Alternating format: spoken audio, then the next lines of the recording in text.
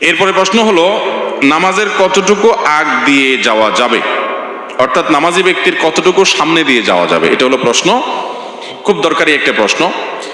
নবী করিম সাল্লাল্লাহু আলাইহি সাল্লাম বলেছেন, সালাত আদায়কারী ব্যক্তির সামনে দিয়ে হাঁটাটা যে কত জঘন্য অপরাধ, এটা যদি জানতো যে হাঁটে সে, তাহলে সে 40 পর্যন্ত অপেক্ষা করতো, তারপরও সালাত আদায়কারী ব্যক্তির সামনে দিয়ে ক্রস করতো না, অতিক্রম করে যেত না।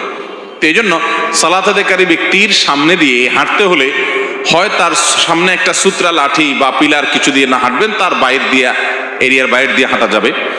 অথবা সালাত আদায়কারী ব্যক্তি তিনি যদি সালাত আদায় করেন, তার সামনে দিয়ে যদি আপনার হাঁটতে হয়, তাহলে তার দৃষ্টির এরিয়ার বাইরে দিয়ে আপনি হাঁটতে পারবেন।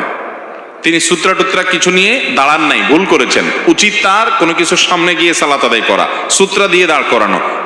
কিন্তু হঠাৎ তিনি মসজিদের এমন জায়গায় দাঁড়ায় গেছেন যে সূত্রা নাই, অথবা তিনি 1-2 রাকাত পরে এসে দাঁড়াইছেন, এখন সালাম ফিরাইছে ইমাম, তিনি তারগুলো আদায় করতেছেন, সূত্রা নেওয়ার তো সুযোগ হয় নাই। অতএব এরকম অবস্থায় তার সামনে দিয়ে আপনি হাঁটা চলা করা দরকার, আপনার জরুরি ভিত্তিতে ক্রস করে আরেক পাশে যাওয়া দরকার। যদি এরকম হয়, তাহলে সেক্ষেত্রে যিনি সালাত আদায় করছেন তার দৃষ্টি, সাধারণত একটা মানুষ নামাজের সময় তার চোখ কতটুকু যায়, এক কাতারের পরে আরো 1-2 কাতার, তো এর বাইরের এরিয়া দিয়ে আপনি হাঁটা চলা করতে পারবেন, যাতে করে তার ডিস্টার্ব না হয়। কারণ এখানে হাঁটাটা নিষিদ্ধ এই জন্য যে সালাত আদায়কারী ব্যক্তির মনোযোগ নষ্ট হবে। এবং এই জিনিসটা এরকম জঘন্য, নবী সাল্লাল্লাহু আলাইহি সাল্লাম এও বলেছেন, সালাত আদায়কারী ব্যক্তির সামনে দিয়ে কেউ হাঁটা চলা করে, সেই জন্য তার সাথে যুদ্ধ করে, অর্থাৎ তাকে থামায়, তাকে যেন প্রতিহত করে। আমি মসজিদে নববীতে এক ব্যক্তিকে দেখেছি এরকম, রিয়াদুল জান্নাতে তিনি সালাত আদায় করছিলেন, তো তার সামনে দিয়ে আরেকজন এরকম যাচ্ছে। রিয়াদুল জান্নাতে এখন একটু নিয়ম শৃঙ্খলার মধ্যে আসছে, এক সময় তো যার যেমনি খুশি এমনি আপনার বসে থাকতো এবং হুলস্থুল করতো। তো ওই ব্যক্তি যখন সামনে দিয়ে যাচ্ছিলেন, সালাত আদায়কারী ব্যক্তি ওই লোকটাকে প্রথমে এরকম হাত দিয়া ইশারা দিলেন যে আমি সালাতে আছি। হয়তো লক্ষ্য করে নেয় সেজন্য হাত দিয়ে এরকম ইশারা দিলেন, দিয়ে আবার উনি সালাত শুরু করছেন।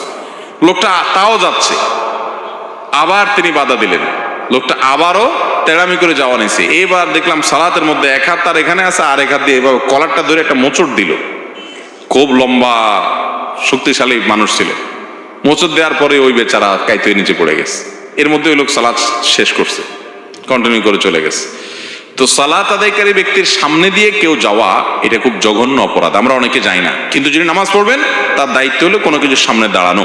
যদি তিনি ভুলে যান অথবা তিনি মাসবুক হন, তাহলে সেক্ষেত্রে তার সামনে দিয়ে হাঁটতে হলে তিনি যে কাতার এই সালাত আদায় করছেন তার আরো 1-2 কাতার রেখে আপনি সামনে দিয়ে যাবেন, যাতে তার দৃষ্টির এরিয়ার বাইরে চলে যান। যদি তার কাতারের এরিয়ার বাইরে, অর্থাৎ সেজদার এরিয়ার বাইরে দিয়ে যান, অনেক উলামা একরামের মতে জায়েজ হবে। কারণ হলো সেজদার এরিয়া পর্যন্ত হলো তার মনোযোগ নষ্ট হওয়া না হওয়ার হক আছে, এর বাইরে দিয়ে আপনি গেলে সেটাতে অসুবিধা নাই। কিন্তু এহতিয়াত এবং সতর্কতা হলো যে সালাত আদায়কারী ব্যক্তি যে কাতারে নামাজ পড়ছে ওইটা সামনে আরো 1-2 কাতার বাদ দিয়ে তারপর আপনি হাঁটা চলা করতে পারেন।